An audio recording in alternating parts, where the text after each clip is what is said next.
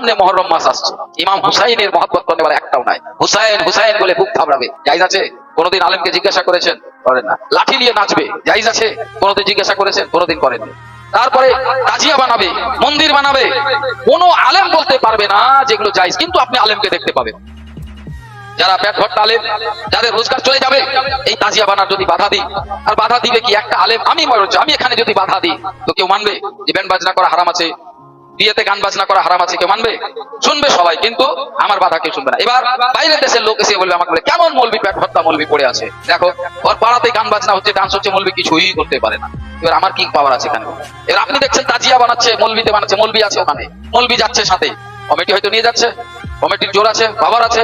মৌলবি আপনার সংসার দেখছে যে বাবা যদি মসজিদ থেকে বেরিয়ে যায় তোমার 2টা টাকা রোজগার করতে পারবো না, এই বয়সে কোথায় আর যাবো, রাজমিস্ত্রি কাজও করতে পারবো না, খাটতেও পারবো না, বেকার, তাদের সাথে কমিটির সাথে যুদ্ধ করে লাভ কি, যা করছো করুকা। এইরকম অনেক মৌলবি আছে।